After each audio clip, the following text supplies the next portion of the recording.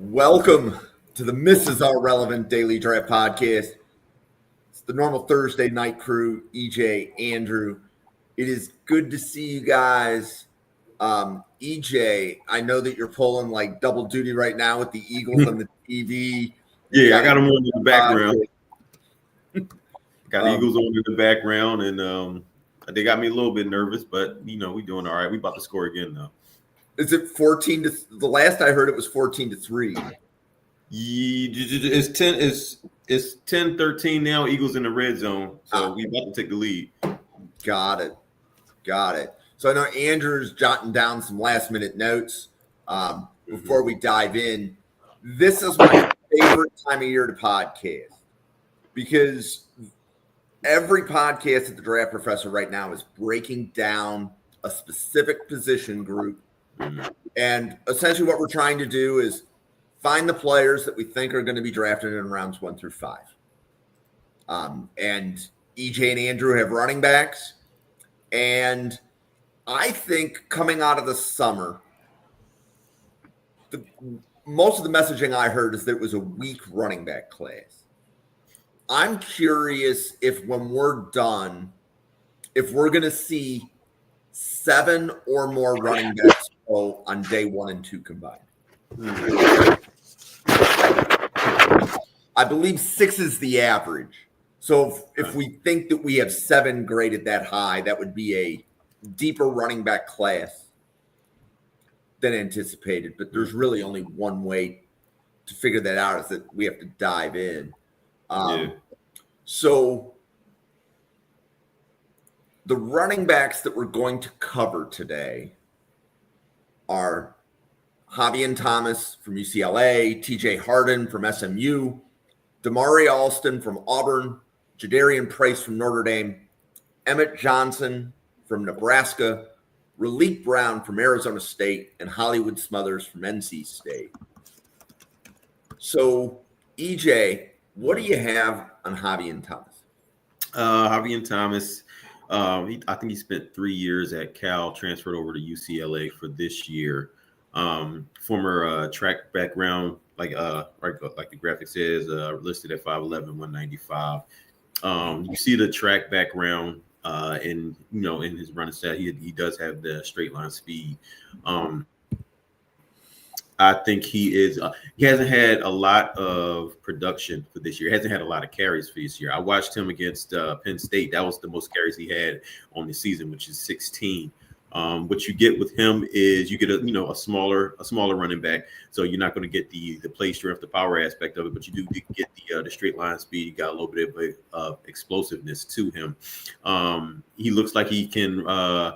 He has the ability to run either gap or zone schemes. I would like to see him possibly in zone schemes a little bit more. I want to see him first and foremost, as far as body-wise, he needs to get a little bit stronger, get the contact balance, so that way he can absorb more hits and run through more tackles with his contact balance. But he does a decent job for the size that he has now. I think his right now we just need to see more of him. He hasn't had a lot of carries.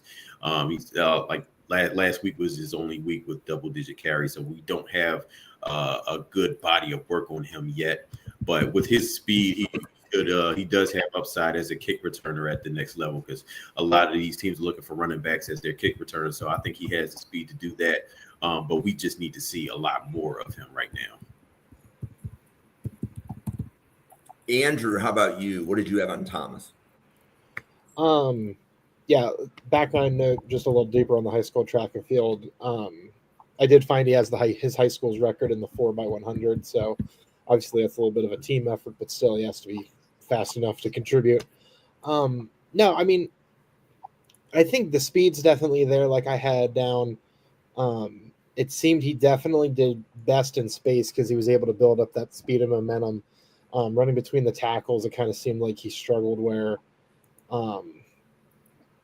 once he gets hit or has any contact, it kind of just kills his momentum, it seemed. Contact balance needs some work off of that point. Pass blocking, the effort's there for it. That's something that's really big at the next level for running backs, especially if they want to get on the field early on, because that also leads into some special teams work. Again, effort was there. Needs a little bit of work there, but no, I think like you brought up, EJ. It's funny watching these running backs. There was several times where I'm like, thank God the kick return rules exist the way they do now, because I think that really opens up the door for a lot of these guys. Because some of them I was like, grade wise, which we'll get to, but I was like, ugh. But no, and I think another thing that gets underrated too, or overlooked, I should say, with running backs, I always look for, do their legs stop moving whenever the contact kind of piles up on them, especially between the tackles.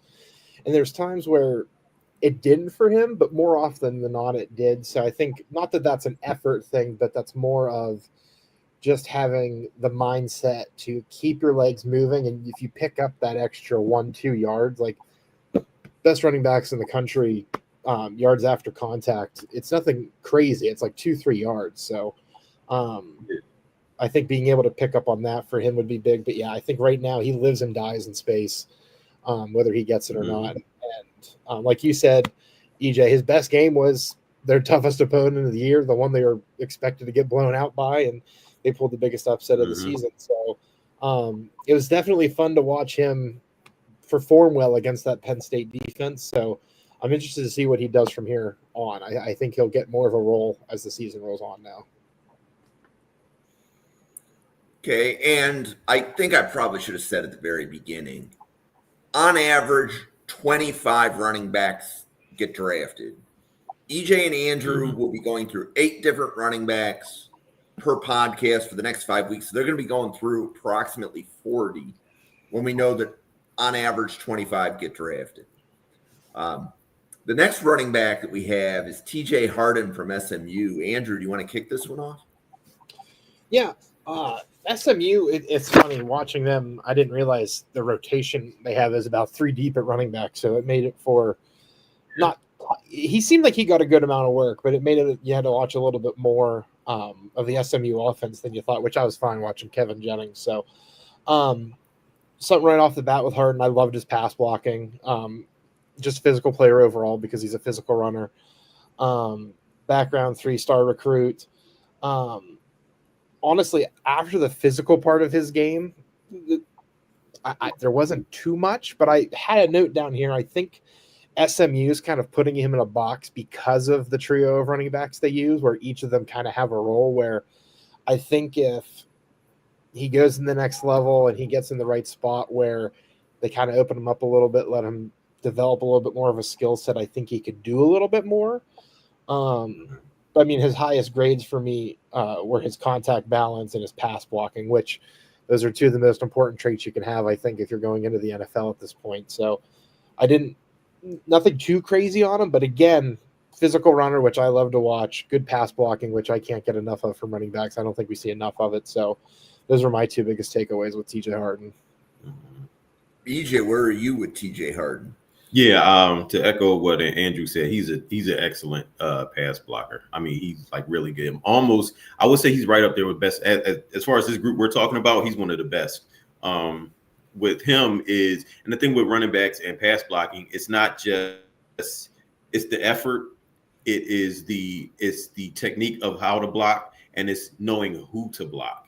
And like what stands out about him is he scans very well, so he knows which free rusher to pick up. Because example against Baylor, they're crowding the line of scrimmage. They got like 8 at the line of scrimmage, and they're running sim pressure where pretty much it looks like everybody's coming, but only 4 rush, but you don't know which 4 are coming. So Baylor manages to get 2 free rushers. The offensive tackle picks up one of them, and TJ Harden, he's offset to the left, but he scans all the way to the right and comes across the formation and picks up the free rusher and protects his quarterback. And that's all you can ask for if you're an offensive coach. That's excellent scanning, excellent technique with his blocking. And at 6'2", 220, he has the size and the strength to carry out his blocks. Not a guy we're going to talk about later. It is night and day between TJ Harden and this guy we're going to talk about later. But as far, I think he does. I wouldn't say he's a skilled player. He does everything pretty good. Like as a receiver, he catches the ball with his hands. I watched him against Baylor, and they did empty set. He was in the slot, ran a quick little speed out from the slot. Quarterback throws the ball is high, but this guy jumps up, makes a one-handed catch. His left hand never touches the ball the entire rep. He just makes a one-handed catch, tucks it away, and runs right out of bounds. That's ball tracking, that's hands, that's skill. That's the skill that he has. So you got the blocking, you got the receiving skill. Now all this is on small sample sizes that we've seen, but he's put it on film, so he has the ability to do it. When he runs, he runs like a 220-pound back. He runs with power. He runs with leg drive. He runs with determination. They use him in the goal line, and they hit him at like the 3-yard line, but he pushes the pile all the way into the goal. So he has that type of determination, that type of play strength that you like. The only thing with him is you wish he was a little bit more of an athlete. You don't see a whole lot of burst with him. You don't see a lot of explosion. You don't see a lot of dynamic change of direction with him. So he's a guy that you're strictly pretty much going to have to get downhill, going to let him run behind his pads and play with power. But he has the skills to do other things, but it's just that there are athletic limitations to his game. Okay. And then the next running back, EJ, you want to tell everybody about Damari Alston from Auburn? Yep, another guy just like Javian Thomas. He's going to get a little bit of an incomplete grade from me because he's just now getting back. He only had 2 carries last week. I think he got hurt early in the season, so he's working his way back. So he hasn't done a lot, so to speak, right now. And he's kind of lost his job to this guy that I penciled in as a breakout earlier this season, Jeremiah Cobb. He's kind of lost his job to Jeremiah Cobb. So they're going to work in with a rotation. But going back to Damari Alston's 2024 tape, I mean, you see a little bit of a complete package as a running back. He has some bursts. Another guy with a track background. Has some bursts, 5'9", 214, has some bursts, has some power to his game, has a decent vision, but just not that. Again, not a wow athlete, but he's a good athlete for the running back position. But he's a guy you just want to see him get healthy, get back on track, and put more on film so we can actually see what he can do in 2025. Yeah, and shout out Jeremiah Cobb will be a running back that we cover on another episode. So, Andrew, what did you have in Damari Alston? A little bit of background since EJ dove right into the traits, which is fine. That's what I'm here for, is to offer some assists here. 3-star recruit. Found his high school. He ran 100-meter dash at 11.37, and he was captain in high school for his football team.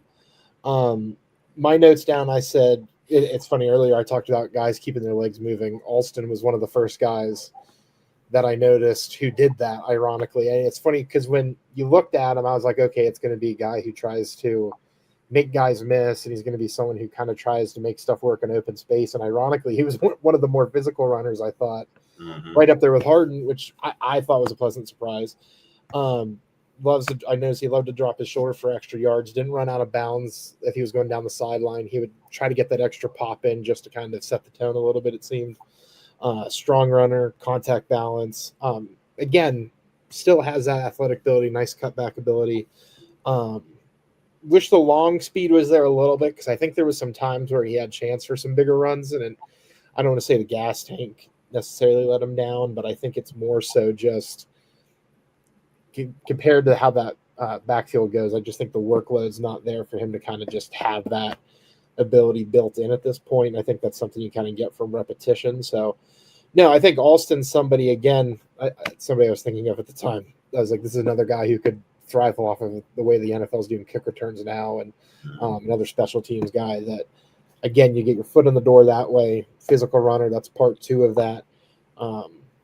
Didn't have a very high grade, but it was somebody that I was like, there's definitely traits there for him to get on with get into a training camp and kind of work his way from there. So lots to like with him still. Okay. Jadarian Price from Notre Dame. And I know that there's a possibility that Price goes back to school. He's not definitively in this draft class. But Andrew, how would you like to introduce the world to Jadarian Price? I have a fun little throwback scenario I think to paint for people, and no one's going to get this, but it's funny. I thought of it right away. Where obviously Jeremiah Love is the guy at Notre Dame, like probably going to be RB1 for darn near everybody. A little bit of a throwback here, like I said, comp-wise in terms of situation. When Russell Westbrook was at UCLA, Darren Collison was backing him up. And Darren Collison, obviously, great pro, just did everything right. Obviously, Russell Westbrook was the star, Mr. Triple-Double machine, everything like that. But Collison was the do-it-all guy as well and kind of just picked up the scraps and did what he could with them.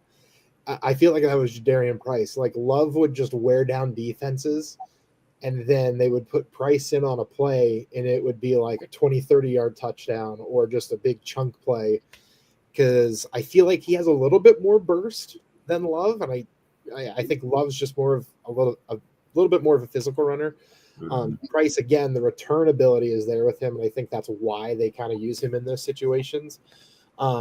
Great vision. You notice that when he's running the ball or in kick returns. Underrated blocking ability I had down there. Pass blocking specifically, I really appreciated. Good footwork. Just overall, I was very impressed with him. And it's funny with this group we have, I always enjoy when, and this is going to sound bad, when you have, there's definitely tiered guys when you watch one tier and then you kind of bump up to another tier and you're like, oh man, this is what this is supposed to look like. And that I did that where I watched the first couple guys we talked about in the beginning, and then I went to Price and these guys we're going to talk about in the end here. And I was like, okay, Price is the first one I'm noticing. Like this is a guy who's going to contribute on day one, some form or another. Where an offensive coordinator or somebody is just going to see him and be like, we got to get him in the offense one way or the other. He screams a weapon to me at the next level. I don't know how you felt, EJ, but I actually really, really enjoyed him. And he's somebody, despite not having a lot of work, I think could declare and still, I think that could be his bonus as well, because he's going to come in the league fresh. Yeah, I'm with you. I think if he declared for the draft, he would go on day 2. I think he's a very impressive guy. Not only is just the kick return ability, but he has vision. He has real vision and patience behind the line of scrimmage. They run gap scheme, they run zone scheme with him, but in gap scheme, he has the patience to wait for his blocks to develop. And along with that, he has the explosiveness, that first step explosiveness to get into the hole. So like you can be patient, but if you don't have that type of explosiveness, you're going to get caught. But he has the patience where he can sit and wait behind the line of scrimmage for his blocks to develop, and then has that first step explosiveness to get through the hole without anybody touching him. That 200, he runs like he's listed at 210. He runs like he's a little bit bigger, and I think he has a frame to add more weight to that. He has the speed to break off the chunk play. I don't know if he's got like a 4.4, 4.3 speed, but he's got speed to get the chunk play, like chunk play meaning 15 yards or more. He's got I think like a 49-yarder under his belt already. And he's got a kick return for a touchdown under his belt. So he has explosiveness. Change of direction is pretty good. It's not, change of direction isn't dynamic, but it's good enough. He can make guys miss. Like if he is if he breaks through to the second level, he can do a little stutter step or do a little dead leg or something like that and make a guy miss. And plus he has the power and the forward momentum to run through arm tackles. So I think he's pretty much he's got complete running back upside. I mean, he's not there yet, and the production is not going to be there playing behind Jeremiah Love, but he has a ton of upside. This guy, I mean, he can play. He can play, and like as far as the blocking goes, his technique is excellent. He puts his hands in guys' chests. He buys time for his running for his quarterback. He scans the field very well, so he knows where the blocking is coming, where the rusher is coming from. This guy, I mean, I like him. I think he's the best in this group that we're talking about now, but I like him a lot. So, EJ, do you project Jadarian Price as a 3-down running back at the NFL level? Yep. Yeah, absolutely. He has good hands for the passing game. He knows how to block in the passing game, and like if you wanted to handle the ball on short yardage, he can handle that. He can play. He can play all three downs. And then EJ, if I remember something from last year, right? Because you had one of the most unique running back boards in a class that had really good running backs, and you were saying something. I don't want to put too many words in your mouth, but it was something about you want explosiveness or they're going to be day three. Did I catch your grading accurately? Yeah, like when I'm grading running backs, I do favor explosiveness. I like when a running back. I mean that it's a difference maker.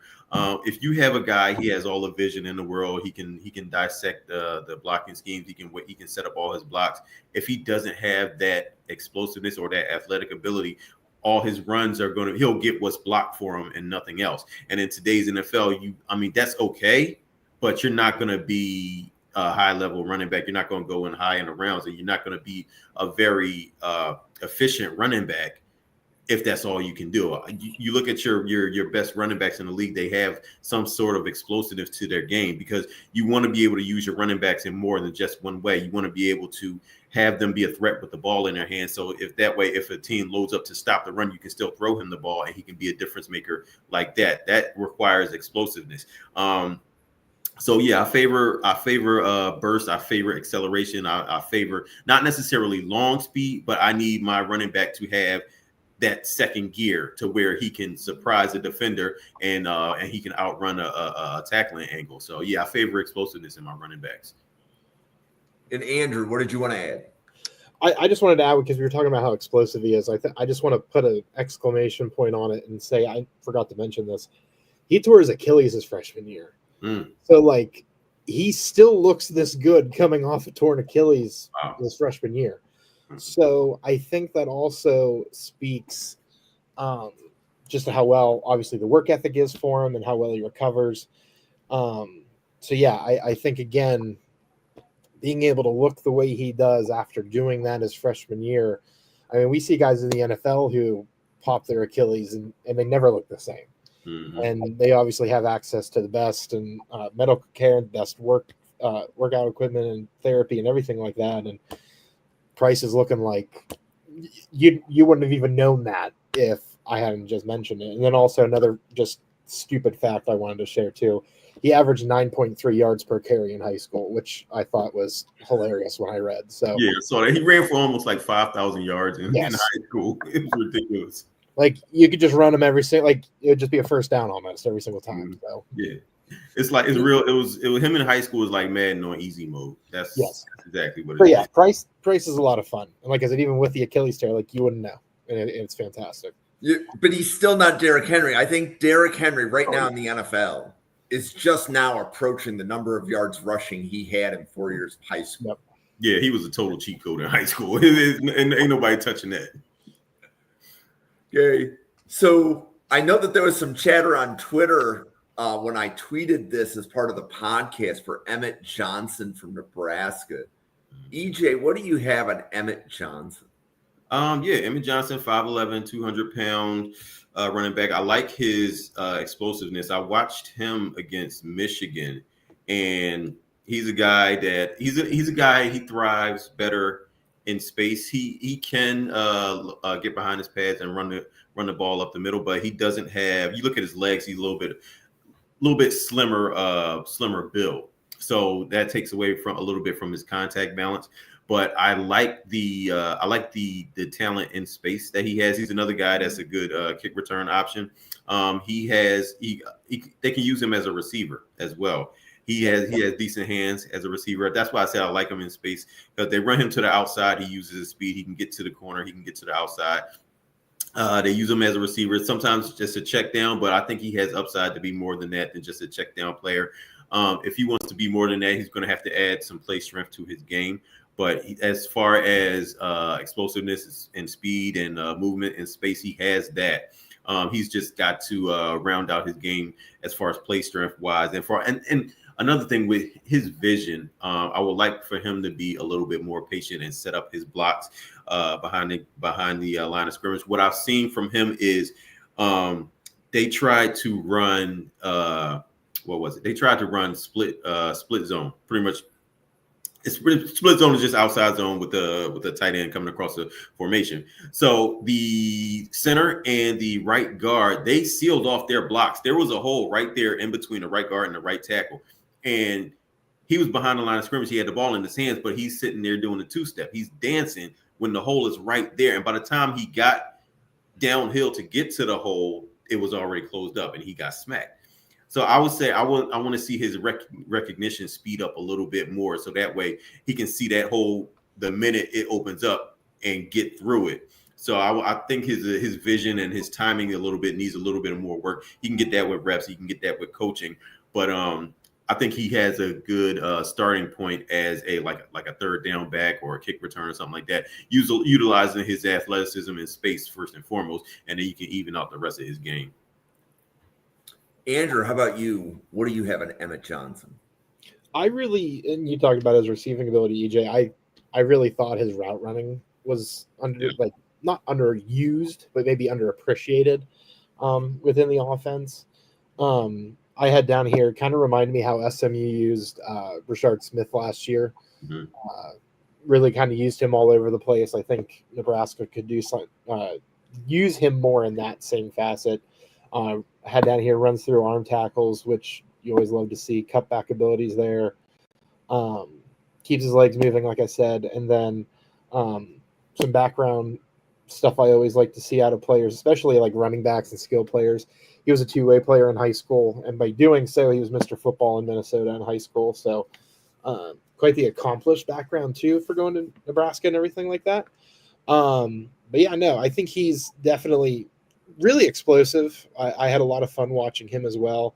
Not as explosive as Jadarian Price, who we just hyped up for a good 10 minutes, I feel like. But now Emmet Johnson definitely deserves a little bit more attention. It's funny, like, I wouldn't have made it a priority to watch him if we weren't doing this show, but I'm kind of glad that he was in the first batch because he was one of the – out of this whole group, he was the one surprise I had, or I really enjoyed watching him. So – and also I put down here too, Raiola needs a new shtick because my God, it looked like he just looks like Mahomes in that backfield. Yeah.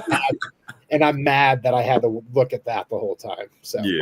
So. And another thing with Emmet Johnson, I noticed his offensive line, like a lot of these running backs are products of their environment. So if their offensive line isn't blocking, then they're not going to be as effective. His offensive line they're okay, but they're not moving anybody in the running game. They got stalemates. So like they're standing guys up, but they're not moving anybody. So there's a lot of times where he's running into a brick wall and tries to bounce it outside. So I would like to see him in a different environment where they can actually open up some bigger holes for him. But yeah, he's a solid prospect. Yeah. So Andrew, it makes me very warm and fuzzy on the inside when I hear, hey, Jim, there was a player on the list, I'm glad you made me watch him. That's, there's going to be a lot of that going around Draft Professor for the next 3 months. So thank you. That made me feel really good. Yeah, no, and it's funny because, like, I think we're all guilty of it. Like, if you do this and you go to watch players just for names people know, like if you're going to go watch quarterbacks and you have your choice of, I'm going to pick on someone. I got to pick someone really obscure. If you have your choice between Fernando Mendoza and Mark Gronowski at Iowa, like you're going to go to Mendoza. Yeah. You're going to save Gronowski for when you really just have to get stuff done.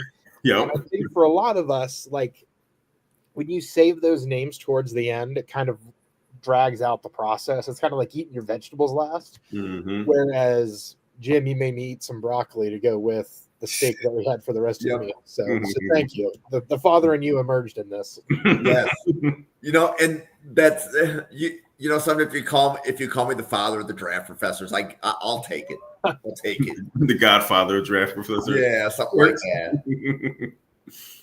Okay, so Raleek Brown, So first of all, Mr. Brown, if you are watching the podcast, thank you for following the page. Raleek Brown only follows 195 people on Twitter. Oh, I didn't check. One of those 195 is the draft professor. That's awesome. That's awesome. So he saw the tweet, followed the channel. Andrew, what do you have on Raleek Brown from Arizona State? RB1, probably player one overall, I mean, but now Checks in the mail. Let's go. Exactly. No, got to be objective here. But no, I really did enjoy another one, like as much as I enjoyed the other two. Emmet Johnson and Jadarian Price. See, we have too many names now. This is your fault for throwing too many pieces of food on the plate. It's Thanksgiving. No, Raleek, I really enjoyed watching. Like Arizona State's offense in general, obviously everyone knows Sam Leavitt, Jordan Tyson. Those are going to be the guys that everyone tunes in to watch.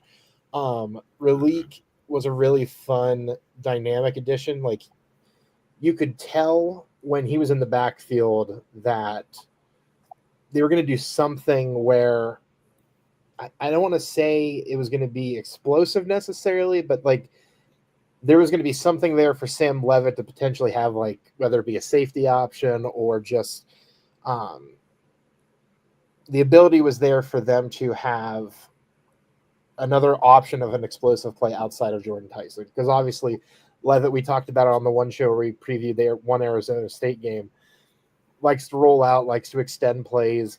Raleek does a good job of extending plays with him and blocking in the process. I had that down there. Physical blocker as well, I had down here. Good contact balance, route running, again, kind of like we just talked about with Emmet Johnson. They move him, put him in motion a lot, move him around. Receiving ability is really good. Doesn't run out of bounds. Another one of those guys who run along the sidelines and defenders closing in will drop his shoulder, pick those extra yards up. You love to see. But the burst out of the backfield, whether it's a shotgun, handoff, whatever it is, as soon as he hits that line, it's just like there's a little bit of extra giddy up. And I think it's one of those things that you like to see out of running backs. And he was one of the higher graded ones that we had out of this group of 8. I don't know if he was the top one for me. He almost was. He was right near the top. I had the top 3 were very, very close for me, but no, like he was again really, really fun, explosive running back, and the top 3 all fit that billing. And like I said, he was in that as well. Andrew, is your grade on Raleek Brown draftable?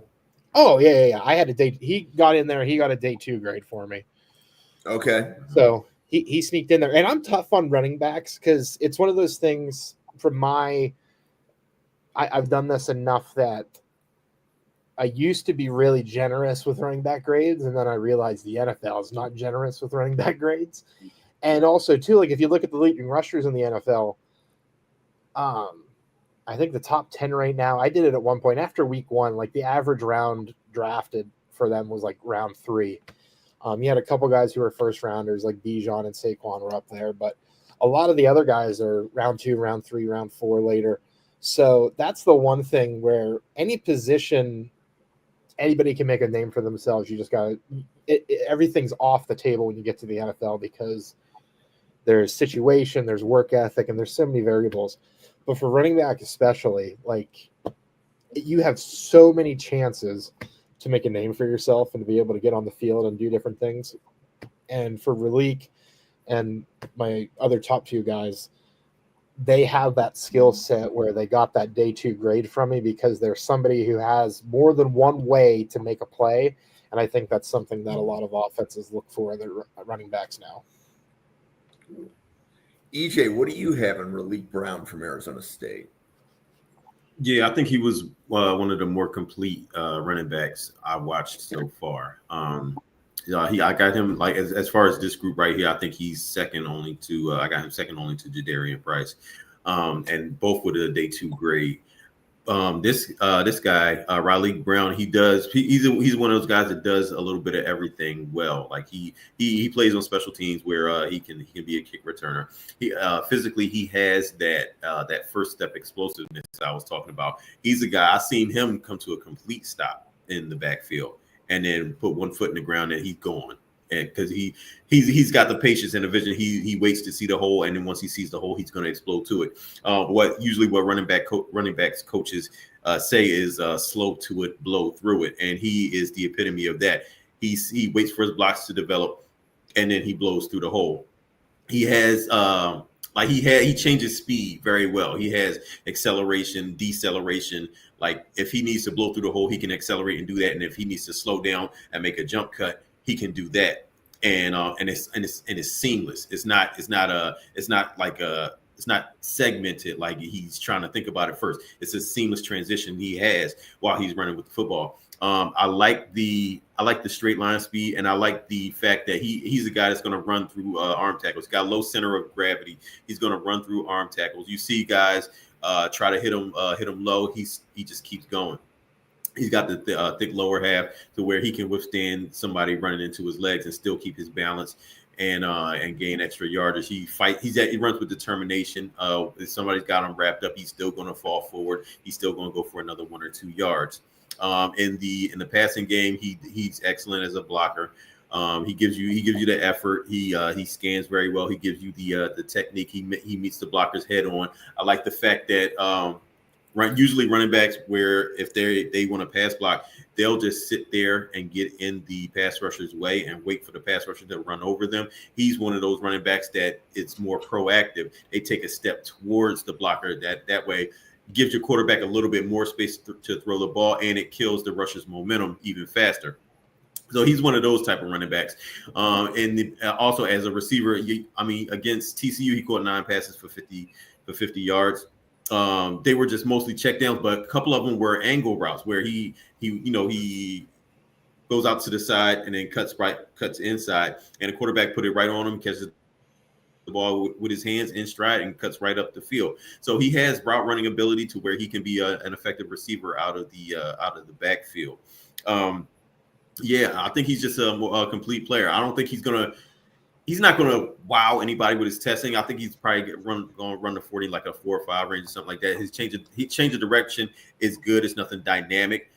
He's more of a guy that can run through tackles than a guy. He can make some guys miss, but the change of direction is not super dynamic, whereas he's just going to be jumping all over the place. But the package that he has is a very effective running back, being as though he can do everything at a high level. So I wouldn't be surprised to see him in an NFL backfield rotation very early in his career.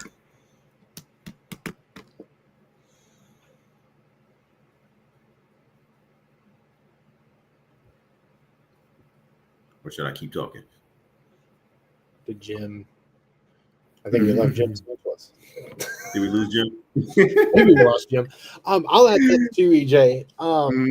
You talked about the 40 time. I think he's one of those guys that the 3-cone time is something I'd be more interested in than I would be the 40 time. We lost him in production. We're just struggling across the board here. Yeah, right. But no, he, like I said, was in my top 3. And then just a little bit background, transfer from USC, transferred to modern day high school as well, which for anybody who doesn't know, that's, if you want to talk about high school powerhouses, modern days up there, 4-star recruit in the process. So no, I think, and it's funny, I don't know what games you watched, but I watched the 2 games I enjoyed the most were the Mississippi State and the Baylor games. I wanted to make sure I watched the Mississippi State one, especially just because I know that was the game that was the upset loss for him. Yeah. And I know Arizona State did everything they could to kind of make a comeback in there, and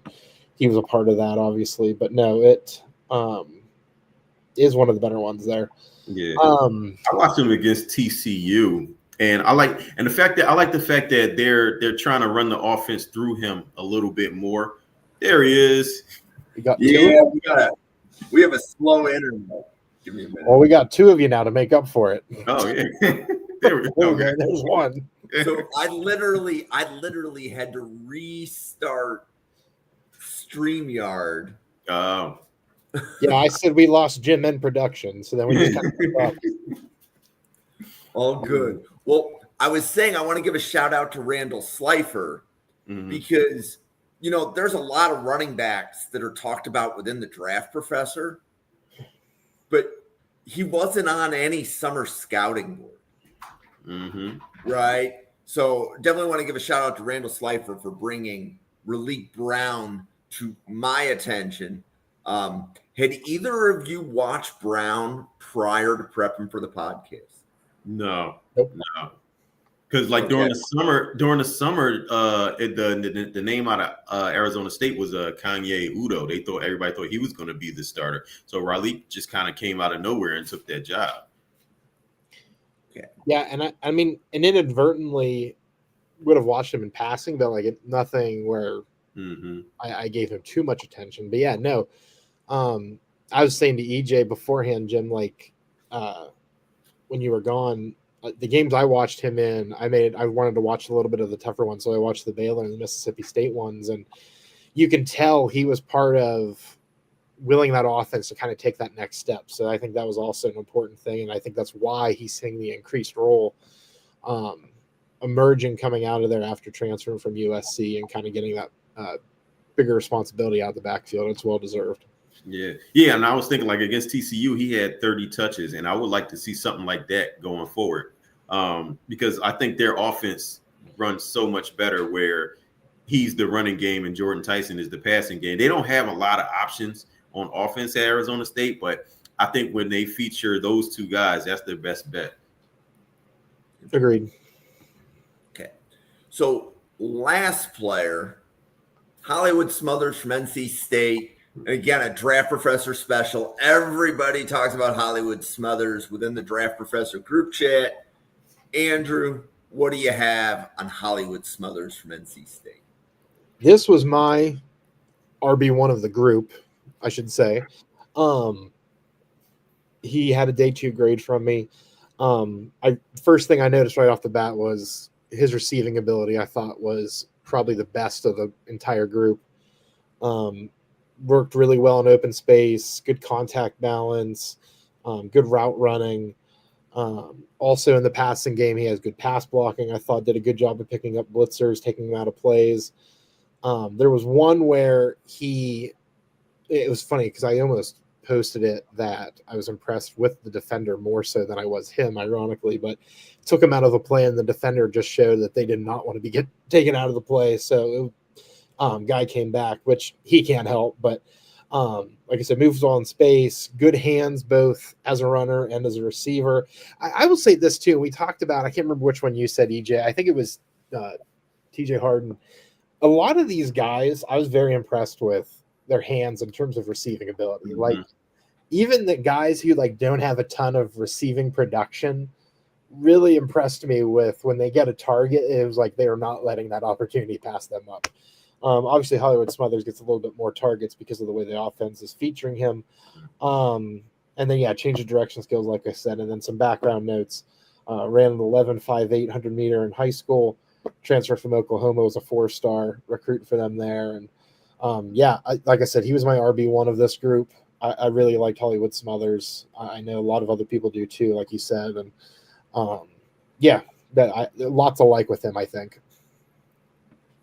EJ, where are you with Hollywood Smothers right now? So I'm going to be the wet blanket here. That's fine. I'm not in love with this guy. He's got quickness. 5'11", 195. The 195 looks very generous. I mean, because you look at yes, I will give you that. you look at Raleek's 195 and you look at Hollywood's 195. Somebody's lying. But my issue first off with him, first off the good. He has the quickness. He has the speed outside. He has solid vision to find the holes. Even though one thing watching Hollywood Smothers, I do want to go back and watch that North Carolina State offensive line because they were opening holes that you can drive a car through. So I want to see some more of those players on there. But he has decent vision and good receiving ability. He's more of a satellite back, a scat back. He's a guy that you want to get out on the corners, run him outside, get him out in space. He's one of those type of running backs. My issue with him is the pass pro. I get it. You want to block the guy however you can. but I don't think consistently diving at guys' ankles is blocking. I don't think that's blocking. And I don't think any coaches is going to go for that at the next level. I could be wrong, but I don't think so. But he, as far as his running, he does not have a lot of play strength. Where you hit him at is where he's going down at. So he's not going to drive. I mean, he can slide out of some tackles, but it's not through play strength. It's not through leg drive or determination or anything like that. It's just he simply slips a tackle. That lack of play strength goes into his decision making when he's running. I watched him against Wake Forest and North Carolina State. They was running duo. With duo, it's just two offensive linemen. You're getting two double teams, and they're open up in a hole. It's a downhill running concept, and they performed it excellently. There was a hole straight down the middle. Hollywood Smothers just took the ball and just instantly went outside. He doesn't even look to go inside. He does not. Some of his he's reluctant to go in between the tackles. He would rather bounce the ball outside because he doesn't have the type of play strength to run in between the tackles or to be effective running in between the tackles. And I've seen him pass up some open holes down the middle in order to just run outside because that's what he's more comfortable doing. So it's just that for him to be he's got a lot of yards. He's racked up a lot of yards. That's honestly, that's a really good credit to his offensive line because they were really blocking for him from what I saw. And he has the speed to get through these holes, but I don't see the effectiveness as an every down back. But as a guy with a role, I can see some effectiveness there. But I would like for him to increase his play strength and maybe his weight without sacrificing his speed. But he plays like an undersized running back for me. He's going to I just need him to get stronger. That's the main point I got to make with him. Because other than that, then he can be play a role, kick returner, third down back or something like that. But I need him to increase the play strength, and I need him to once he does that, we need to see what type of runner he is, in between the tackles. So I think it's still some development for him physically and to his game. To your point, EJ, I just want to throw in, I did have a fun note because it wasn't all just me highlighting the positives. I had the same negatives you did, like the strength I had was a minus, running between the tackles and taking contact was a negative. And then I put in here, needs to watch more whose line is it anyway, because I said he has trouble improvising. Like whenever the play is extended or if he needs to create his own running lane or use his vision to do that, like you said, he just jumps outside because I think that's what he's most comfortable with because he knows he can find space there. Yeah. Somebody like I'm sorry, go ahead. No, I was just going to say, and with someone like that, like you said, who doesn't have like that, like you said, that 195. It's funny you brought that up because that was something I noticed right away. I was like, "There's no way this guy is 195." And I went to look because I have some verified measurements on some of these guys, and I don't on him or any of them actually, which I was upset about. But I was like, man, I'm really interested to see what he ends up being because I do think NC State's throwing him a bone.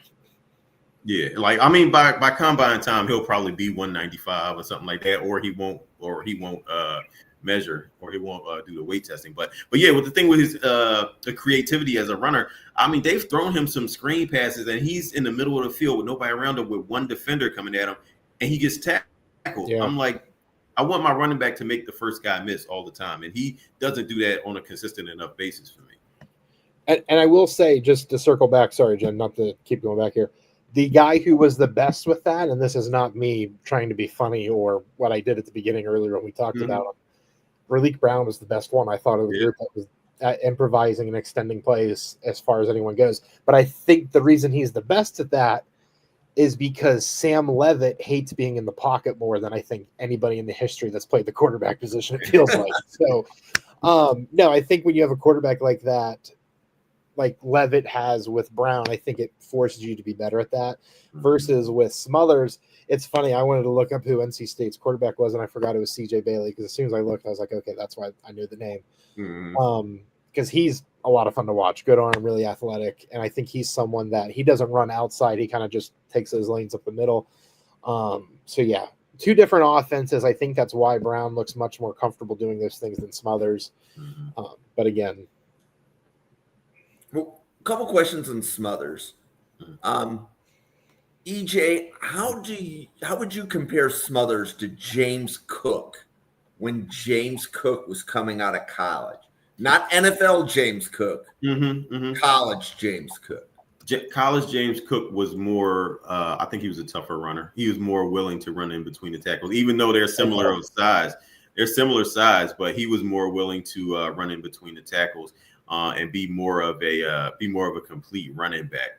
And I think he had more power when he ran. Like listed. The thing with Smothers is like you see when somebody hits him, he's the one that's recoiling instead of the defender. So if somebody hits him, he's going to go back and he's going to fall down.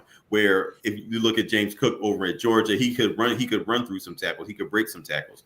Now Smothers can break some tackles, but it's not as consistent, and you don't see the forward momentum. You don't see the power of him generating the power while he's running. So I think it's the play strength is a severe deficit to his game right now. Okay, so EJ, if I am remembering, out of the 7 players that we covered today, you had 2 day 2 grades. Yeah, and then Andrew, out of the 7 that we covered today, you had 3 day 2 grades. Yeah, I lied. I actually had a day 3 on Raleek, so I think I got excited and my color coding was wrong. So, okay. So I had 2, 2, and 3. I had 3 undraftable, 2 day 2, 2 day 3. Okay, EJ, out of this group, who was your 4th ranked running back? So I had Jadarian Price 1. I had Raleek 2. I had who did I have 3? I had show me that list again. I had I can't remember who I had 3. I had Emmet Johnson 3. Okay, I had Jadarian Price was 4. Yeah, I had Jadarian Price 1, Raleek was 2, Emmet Johnson was 3, and I had Hollywood 4. Damari, Alston 5, TJ Harden 6, and Javian Thomas last. Okay. So let's take that off. So why don't we pause very quickly for podcaster identification? EJ, do you want to let everybody know about all of your draft content? Hey, yeah. Basically, you can catch me here on the Mrs. Irrelevant podcast every Thursday, 9:00. We're talking draft all the time. Then you can catch me on my X or Twitter page. Pretty much, I'm doing scheme breakdowns right now. So a lot of running back stuff. Yeah, I'm doing scheme breakdowns, film breakdowns, film-based opinions. Don't argue with me, argue with the film. And I will never, ever, ever say the word generational. Okay. So, Andrew, you are a generational podcaster. I just thought I would want to. I don't know what generation. We can discuss that later, but you can find all my work on Bucks Wire and Vikings Wire. I'm the lead writer and managing editor at both those for USA Today. My timeline's mostly Bucks content and NFL draft stuff.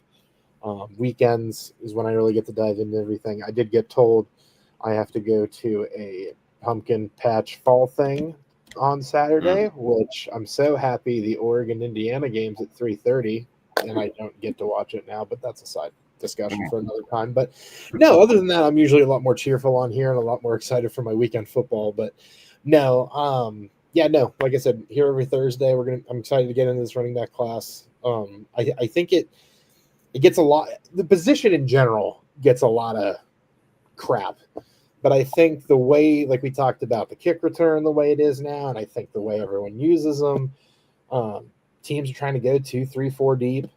I think the fact that we're going to talk about 40 of them, I think, is a good thing. Yep. And 25 running backs get drafted. That's almost 1 per team. So while the position may be devalued at the top of the draft, Rounds 4 and 5, if your team needs a running back, if they haven't already drafted one earlier, there's going to be some good players to choose from. So next week, the running backs on this podcast will be Jeremiah Cobb from Auburn, Kavorian Barnes from TCU, Star Thomas from Tennessee, Aiden Lawfery from Illinois, Caleb Jackson from LSU, Le'Veon Moss from Texas A&M, Rasul Faison from South Carolina, and Katron Allen from Penn State. So the first episode's more of a warm-up, but as we podcast, we're going to be getting probably a few more players with draftable grades. Draft Professor's here every day, and every podcast now is breaking down positions. So tomorrow, we're breaking down tight ends. I think I'm going to see you there tomorrow, right, EJ? Yep. EJ will be breaking down tight ends with Sam Teets and Anthony Russo and Max Toscano. And then that's at 7 p.m. And then tomorrow, late night, Ian Cummings and JT Olson will be breaking down corners. Got offensive line on Saturday. We have defensive line on Sunday. Defensive line again on Monday. Wide receivers on Tuesday. I will emphasize, if you have not seen Randall Slifer break down how he evaluates a wide receiver, it's worth a listen to one of the Tuesday podcasts. Randall was the first person I ever asked to podcast in the draft with me. There is a reason. So he does a really good job of, looking at statistics like yards per route run and then going on the tape and trying to find it. Kind of thing. So he's using a couple of statistics to try to see if the statistics can prove what he sees in the film, which is an interesting technique. But his wide receiver board is usually quite good. So, so the name to remember, now I have to remember, Brennan Thompson. Okay. Have either of you guys watched Brennan Thompson? Mississippi State. Yeah, I've seen him. Fast guy, little guy, but he's fast. Yes. So that was apparently he was a late add to the podcast. Like I'd already given the list, like you guys know that I give you. And then one of the game previews, somebody mentioned we were previewing a Mississippi State game. They said, this Brennan Thompson guy, there's something to him. And he wasn't on any of the player boards anybody had given me. I said, okay, Randall's my wide receiver guy, right? Randall, tell me what you think. And Randall's like, he was the second best wide receiver of the group that they did. And Ian Strong was the only one that was rated high. Okay. So, kind of thing. But anyways, that's who we are, Draft Professor. If you like the content, go to YouTube, hit that subscribe. But like I said, we are here every day. Can't do it without Andrew. Can't do it without EJ. I appreciate you both. But we are going to sign off of here. We got to get back to a Giants-Eagles game. So you guys out there, have fun, and we'll see you on a podcast again tomorrow.